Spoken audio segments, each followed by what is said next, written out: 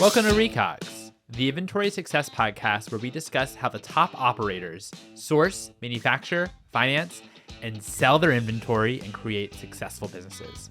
I'm your host, Mike Gelb. I'm the community manager here at Manufactured. Manufactured is the inventory success platform for consumer and B2B companies. What do we mean when we say inventory success? Well, we help SMBs manufacture, finance, and distribute inventory and their products across 20 categories. If you're looking for help to reduce your COGS, or you're looking for inventory financing or selling to new channels, we're happy to see if we can help at manufactured.com. The link is in the show notes. Now, I know this is a free podcast, but I do have an ask. If you're enjoying this show, if you can please subscribe on YouTube, Spotify, Apple, wherever you're listening so you don't miss when the next episode is, that would be amazing. And if you can also leave us a review on the Apple Podcasts app, that'd be fantastic. We also not only produce content devoted towards SMBs and helping them how to think about inventory, but we also throw events to help foster community all around the US and maybe soon Canada. To subscribe and be in the know when we're next doing an event, please check out the link in the show notes. Our guest today is Mike Fata, who is one of the co-founders of Manitoba Harvest Hemp Foods. As you can imagine, Manitoba Harvest Hemp Foods produces quality hemp-based foods, oils, and supplements.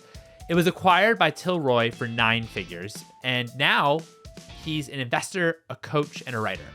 We're going to focus this conversation, though, during his time building Manitoba, and especially focusing on the early days when Manitoba was still a small, medium-sized business. So we discuss how did he break into retail? How did he actually get his first retailer? How did he actually partner with suppliers and built out his supply chain from scratch? When did it make sense to actually push into more retail accounts? And then, oh, by the way, once you're in those accounts, how the heck did he finance that inventory? Without further ado, here's Mike.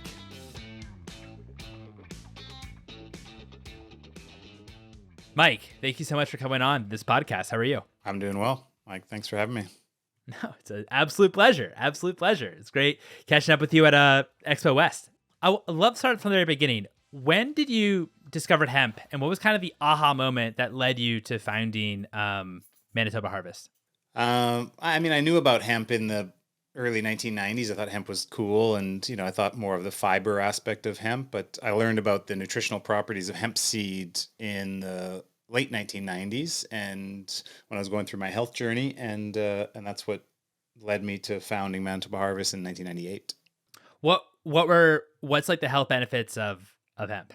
Yeah, it's a very nutritious seed, really rich in plant-based protein compared to other seeds and even other nuts and seeds. But it's also a good source of omega-3 and omega-6 essential fatty acids and some longer chain fatty acids like GLA, gamma-linoleic acid.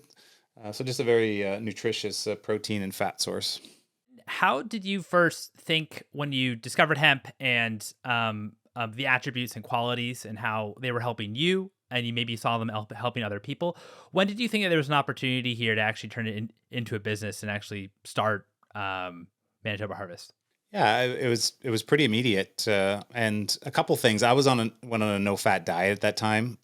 Going through my 100-pound weight loss, I experimented with a bunch of fad diets. One of them was the no-fat diet. So I learned the hard way about essential fatty acids. And when I learned that I personally needed essential fats, I was confused on it about the no-fat, learned how good of a source hemp seed was. And I just thought, there was other products in the market like flaxseed, but hemp tasted better. And I thought, that could be the future. People would learn that they needed fat, that they needed a good source of fat, and they wanted a tasty source like hemp hearts.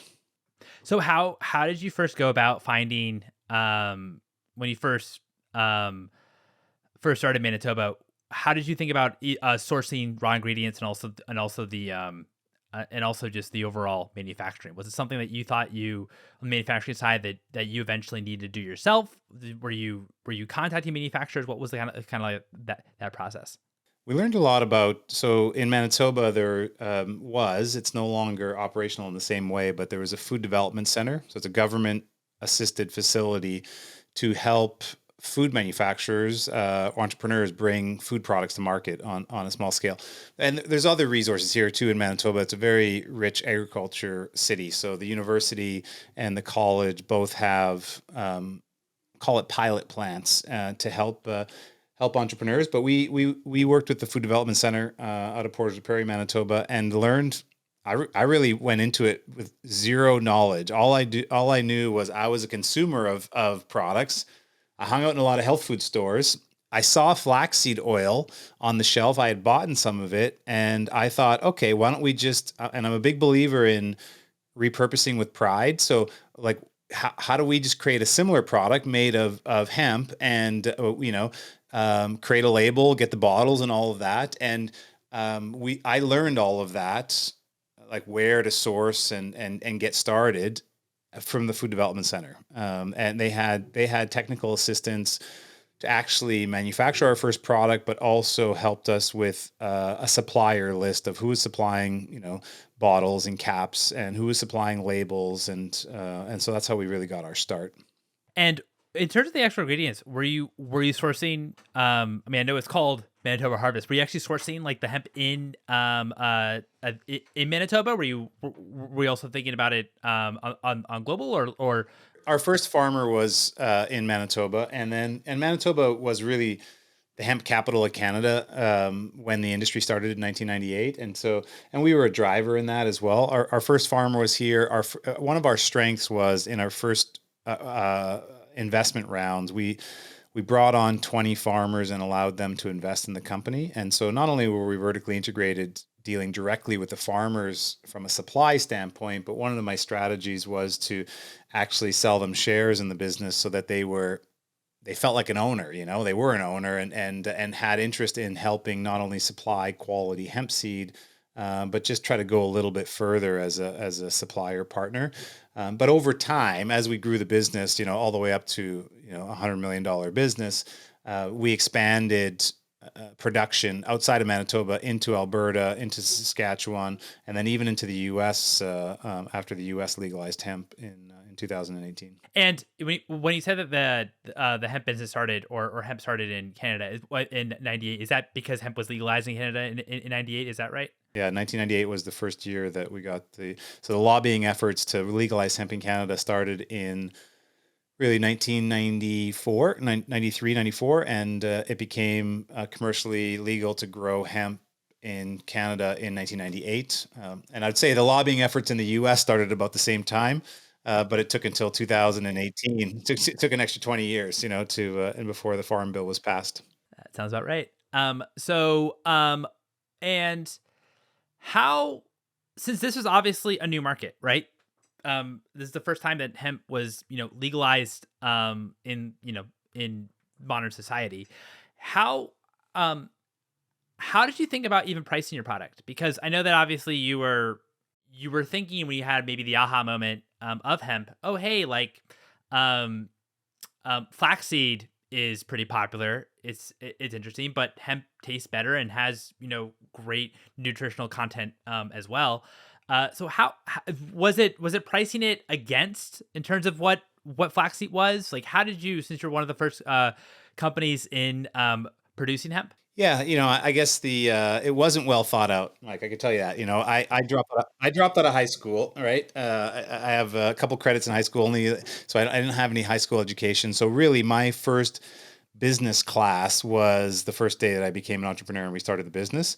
As it relates to pricing, yeah, I guess now I look at it and you do a more sophisticated approach of like, look at the category, do an audit of the category and what are the category price at. I did a little bit of that. Again, I was buying flaxseed oil at the health food store, and I knew that I was trying to sell bottles of hemp oil to the first health food store, and the only way to get the manager, the owner, to buy it was be price comparative. So we were price comparative, I would say, to a premium flaxseed oil because flax had been around for so many years. There was like the lower quality, and then there's the premium quality. So we priced ourselves kind of at a premium quality to the other product that was already on the market. How were you able to like kind of convince, since this was a new category, how were you, I know that you said this a little bit in terms of thought of hemp, you wanted kind of distributors to kind of compare you all to to flax, excuse me. But how did you kind of manage to convince retailers in order to actually carry Manitoba? Yeah, it stepped up. Like our first retailer was the health food store across the street from my mom's place. And again, I was a shopper in there probably at least once a week, if not a couple times a week. And so and the store manager was the owner of the store. And I bugged him for several weeks after we made our first batch we only made a couple hundred bottles of hemp oil at the first batch. I bugged him for weeks, like, "Hey, buy the product." He's like, no one's asking for hemp. And I was like, "No, trust me, put it on the shelf with flaxseed in the fridge." He's like, "I don't get any requests for hemp." And I'm like, "Man, just give me a chance." He's like, "Okay, fine. Like I'll take 3 bottles." And so I brought 3 bottles to the store and wrote him a little hand invoice. He paid me $22.50, and got the product on the shelf, which then in my savvy marketing techniques, I phoned a couple buddies from the gym that I was working out at and said, like, "Hey, go to the Canadian Nutrition Center and buy the hemp oil off the shelf." And so a couple days later, the store owner was pretty happy. "Hey, 2 of the 3 bottles sold. I'll take another 3 bottles." That was the first retailer, but we got I'll call it our first break and my learning of a consumer first approach. We did our first health trade show, health consumer show in Winnipeg, in our hometown here, a few months after we started the business. And over that weekend, I sold a couple hundred bottles of hemp oil, basically our first whole lot, our first whole batch that we did, by setting up a table and telling people, "Hey, I used to weigh 300 pounds. I lost a bunch of weight. I went on a no-fat diet myself. I learned how bad it is to cut all the fat out of your diet. And now we're making a essential fatty acid rich product, hemp oil. Try it." People loved it and bought the product. We sold out that weekend. But not only did we sell out that weekend, one of the owners of the health food chain, the largest health food chain in Manitoba, was exhibiting at the show. And everyone was going over to his booth after they bought a bottle of hemp oil and was like, "Hey, you got to sell this in the store." So he came to me, actually, John Holtman, and after the show and said, "Hey, a bunch of my customers want your product. I want to have you in the store." So, I mean, that was our first kind of start. We went from one health food store. He had a chain of 7 health food stores. And thankfully, John became a mentor of mine and also, helped to pitch us to the first distributor. Because by the time that we were pitching distributors, we had the retailers already. We had a handful or a couple handfuls of retailers that we were giving to the distributor. So, Purity Life was our first distributor in Canada, but we said, "Hey, look, we got these 20 health food stores that we're selling direct to. We'll give you that business and then let's drive into more of your stores that you guys sell to." Got it. So you're almost doing the distributor a favor, essentially, since you're already in the stores. Yeah, you have to. Exactly. And yeah, exactly. Making friends with a distributor by saying, we're bringing you business. That's how serious we are. Right. Like, that guerrilla marketing approach or that bottoms up approach, like, it's hard. Yes. But I still think 25 years later, that strategy works today compared to, the top down approach is really, really expensive. If you just go in and try to convince a distributor to sell your products, and then you have to go in and hire a broker, and then that broker's going out to sell to all the stores, like, yeah, at some point you'll scale, thankfully, hopefully, to that stage of business. But if you start out that way, it could literally cost you hundreds of thousands of dollars or millions of dollars. Where do you get that money from? We didn't have that money, so we had to go the other way and like get the stores first. And I tell entrepreneurs this today, it's the 10-10-100 approach to business. If you can sell to the 10 stores that are within 10 kilometers, 10 miles from your house and get your first 100 customers in each one of those stores, you're way more set up than to do something with that business. Bring on your first distributor, or like you have some volume to work with, you've proven it out a bit. How also did you approach, as well as too, when you bring on a distributor too, that's going to cut into your margins as well, right? So how did you also approach when you were you obviously were in retailers, and now you're bringing on or Purity Life is kind of bringing you on into the fold, and you're bringing them on in terms of the retailers. How did you then think about? Did you ever have to like restructure in terms of your pricing, or even think about or think about your margin profile a little bit differently? Thankfully, that first product, because I had priced our hemp oil at kind of premium to flax. Yeah, when we went from selling direct to retailers to distributors, we took a 25, 27 point margin cut. But we never changed the pricing. Actually, and this is a part of being vertically integrated that really helped the business out. Is the more volume we did it really helped with our margin improvement, and so we were able to combat that. That said, though, like other products that we produce, as we produced hemp hearts and then hemp protein powders and some of our other products, I was more mindful at that point to make sure that we had a tremendous amount of margin. Like I'm a big believer in a 50% plus gross margin after your discounts and trade spend. And so I started to price things accordingly. And so we never really had any, we had a little minor price increases over the years, Mike, but our scale and our growth always allowed us to maintain really strong gross margins, even though our input costs were going up with inflation and kind of otherwise. That's amazing. That's amazing that you're able to kind of already make that up. I'd imagine also since you had the farmers also invested in the company as shareholders, that maybe might have been helpful by saying, "Hey, listen, like this is growing. We now have to maybe take on and take points, but like this is working. But could you maybe help us or at the same time?" Yeah, that didn't really come into play. That didn't really come into Yeah, it didn't come into having farmers as shareholders helped us with surety of supply, but it didn't help us with pricing. Like the cost of hemp seed constantly went up because their price of fuel and stuff went up. So when we started the business, the price of hemp seed was about 50 cents a pound for hemp seed, not organic hemp seed, but hemp seeds, grown without pesticides, which was our program with the farmers. But by the time over 20 years that we grew the business, the price of hemp seed went up to, upwards of like 80 cents a pound. And organic was priced at like $1.80 to $2 a pound. So the price of hemp seed went up dramatically. But, as we scaled up, we got a lot better at manufacturing and extraction and less waste into our yield. And then our cost of labor and overhead portion of manufacturing got a lot more efficient at scale. And so again, we were able to maintain that really, really healthy gross margin because even though we had inflation of costs, we had all these levers to pull versus with volume that allowed us to stay at 50%. No, that's really helpful. How also did you approach like the inventory planning side? Because of course you're kind of growing. It seems at a clip. You're bringing in a distributor, getting into more stores. What was your kind of approach for first of all like inventory planning in terms of lead time and making sure you had enough inventory to actually be able to satisfy that demand or be on shelf at all those stores. And then secondly, how did you think about replenishment? When it actually makes sense in terms of to think about how much to manufacture and when to manufacture it at a ongoing rate?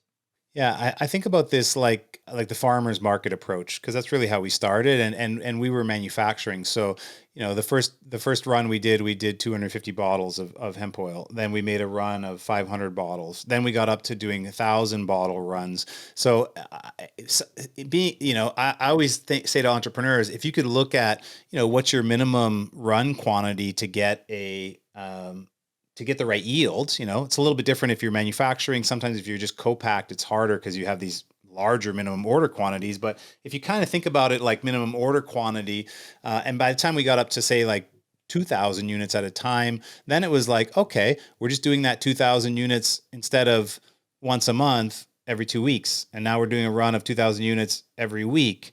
And now we're doing a run of 2,000 units a couple times a week, and then before we started to like, we need to do 3 or 4 or 5,000 units at a time. Like ultimately at the end, when we were a $100 million business, we were making 4 truckloads a day of product out of our facility. But when it just started in year 1, year 2, we were making like a half a pallet or 1 pallet, once a week or once every kind of 2 weeks is what we needed to do. And sorry, Mike, and it wasn't sophisticated, right? It was like we ran on QuickBooks in the business until we were $5 or $6 million company. So we use spreadsheets, and just a simple Excel sheet that showed what our bill of materials was, what that run of 1,000 units of product was going to take to get in ingredients. I guess I was conscious of how much component parts did we really need so that we could grow and not run into a wall, like bottles and labels and bags for hemp seeds. But a lot of that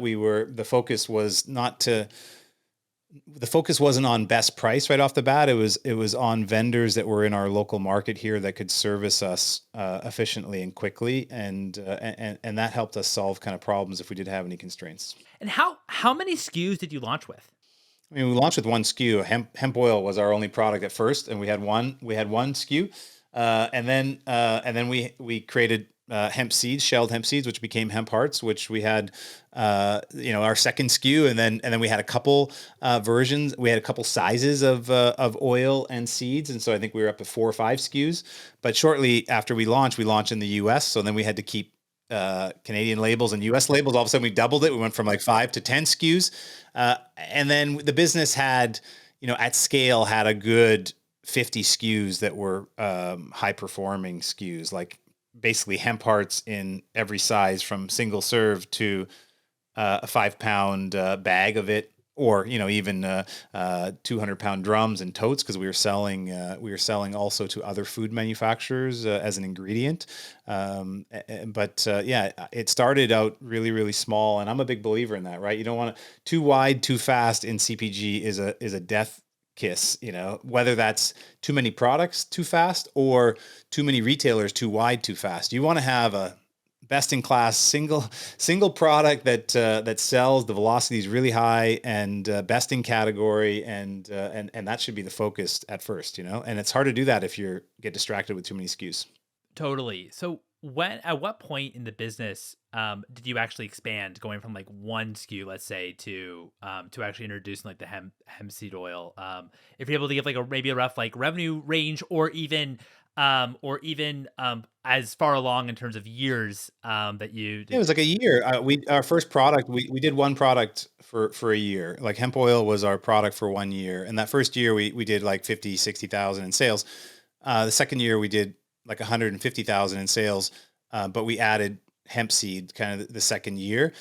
I've learned now. Listen, the success in this business is $1 million SKUs and $10 million categories. Okay, it's really hard to be successful if you're selling underneath that. So I get too many founders that come to me nowadays and say, "Hey, I built my business to $1 million," and I ask, "Well, what's that $1 million made of?" And they're all proud. They say, "Well, we have 10 SKUs and we're selling to 1,000 retailers." I'm like, "That's horrible." Like, sorry, but what did you build there? You built like a lot of small sales on products, small sales in customers, and it's hard to expand, compared to, and I'm wearing the cap today, Midday Squares. They're just doing such a phenomenal example. Like MDS had $1 million on their first bar, right? Their first original bar, and then a couple $1 million in that SKU, and then started to move on. So you really want to think about when you launch a new product, and we got to this place after having a larger team and we were a larger business, like, can this new product become $1 million SKU? And can it do that within 24 months of a launch? And really, that's the winning kind of recipe. But if you're starting out, if you have a SKU that's $100,000, you should probably more focus on getting that SKU up to like 2, 3, 4, 500,000, or ideally that $1 million target before you go and start creating too many other SKUs. Yeah, I mean, I tried Midday Square's new bar at The crunchy peanut. yeah, at Expo West. Honestly, it's my favorite of all the ones so far. I told it's a big number 2 for me. Like cookie dough has my heart, and but I think crunchy peanut will go to number 2. It's yeah, amazing product, But just look at what for the team, how well they've done there. Like the 4 SKUs that they had before that, and they're north of a $20 million business, right? So the SKU performance is very strong. Also, their retail performance is really strong. Like they are the best selling refrigerated snacks in the category because they've focused on the turns and the velocity in the retail partners that they have, instead of expanding to too many retailers too fast. So I use them as an example over and over again of like done a launch really, really right. They've only been 5 years in business. They did it better than I did it when I was launching for my first 5 years in business, and so it's a good example to follow. Just go narrow and go deep. Don't go wide and shallow in CPG. In terms of velocities, and obviously you want to be, one of the best performing in your category. How did you approach when you would get into a new retail chain, for example, making sure that you had the velocities that you thought were right? And also, what was kind of successful to you? Was it like, I don't know, like top 20% or top 30% in your category? It was what was kind of like the metrics when it came to velocities that you were kind of focused on? Yeah, it's hard when you're small, right? When you're starting out because you're not buying da you're not buying data, so you don't have access. Like, in the end, we bought Spins and Nielsen and IRI data, so we knew exactly what we were selling across all these retailers. But when you start out, it's hard, which is why I say, a local approach to start also has that benefit. Because if you're selling to retailers that are like 10 miles from your house, 10 kilometers from your house, you can make friends in those stores, and then you ask the buyer, what is that category selling? Because it's different in every category. If you're in a super seed like hemp and flax, or you're selling bars, or you're selling a beverage, but understanding what is a good velocity. And if they say, hey, a good velocity in the category is 8 units per week per store, my strategy then became, I wanted to be a category leader. So I wanted to sell 20% more than the category. So if someone's selling like 8 units per week per store is their expectation, my target would be 10 for our team, right? And before we moved on to a next retailer, generally, like, let's get the sales up to 10. Because here's the thing, if the category is at expectation is 8 and you're selling 10, that retailer is going to tell all their retailer friends, like, oh my God, I discovered this great product and look how well it's doing in my store. You'll always, always, always be able to expand distribution. But here's the thing, if that expectation is 8, and a lot of entrepreneurs don't even know, because they don't even ask what the expectation is. So they're blind. They don't know it's 8, but they're only selling 2 or 3, and they go and expand to another retail store. Well, guess what happens? You're just waiting like a couple months until the category review happens, and that buyer is going to say, "No, that's only selling 2 to 3. My expectation is 8. I'm going to cut it out and give some other product a shot." And those founders don't even know, right? They don't see it coming. So you have to have an understanding of the category that you're in. What is the expectation of velocity, and then do better than that, ideally. Yeah, I mean, once you get into the store, that's really when like the real work begins, right? You think that it's like, oh, great. Like, obviously we just got this, PO and, we got paid, maybe after 90 days, but we got paid or we'll be getting paid. But really the actual, but really the goal is repeat. You want that retailer to kind of come back and be like, oh yeah, I'm definitely going to do another buy this next quarter or monthly or however they buy. And so it's really actually making sure that it's merchandised correctly and obviously leading to kind of sales as well. Any thoughts or tips when it came to actually driving velocities in store that kind of you use? Yeah, you have to determine what the minimum viable community is for your product. Generally at each stage of business that you're at, but you could take that all the way down to a store level. So I'll give you an example on hemp hearts. Okay. Our half-pound bag of hemp hearts was our best-selling product. It had 8 servings in there. Generally, people bought that. Consumers that eat hemp hearts bought one of those bags once a week. Okay. So each customer that we had in that store was worth 1 unit a week of velocity. And so it's a lot easier, I found, to say, hey, if our target is to sell 10 units per week per store, we need 10 customers in that store that are buying it on a regular basis. And then it's a lot easier to say, or maybe that number might be 20, it might be 30, okay, for different products, but it's a lot easier than to say, now, how are we going to get at those 10 or 20 customers in the store and introduce them to our brand and product, convert them, and then hold on to them? Because that's the real work. Like, the retailer is not going to do that work. The retailer is giving you space on the shelf. And yes, you need to make sure that your pricing and your promotion and your merchandising is right to satisfy sales. But at the end of the day, we're a consumer business. We have to know, how many consumers do we need to go into that store on a regular basis that are consuming our product on a regular basis to buy the product to hit the velocity. And to get a little deeper than that, you want people that buy it at regular price, or at least enough people that buy it at one person that buys it at regular price for someone that buys it on deal. Because that's the other thing that happens is for a lot of new brands, when you go in the store, you only sell on deal, right? People don't buy it at regular price until you get a faithful customer, faithful consumer for that store. But that's how I like to think about it, is break it down to usage of your product and purchases per week by a consumer. And then how many consumers do you need to drive that velocity? One of the other tough things, I mean, obviously seems like a million tough things when it comes to building a consumer business, but one of them also is financing the inventory too, right? Like, because obviously you get paid out, not like, right at the point of sale, you get paid out obviously like, net 90 terms or what have you.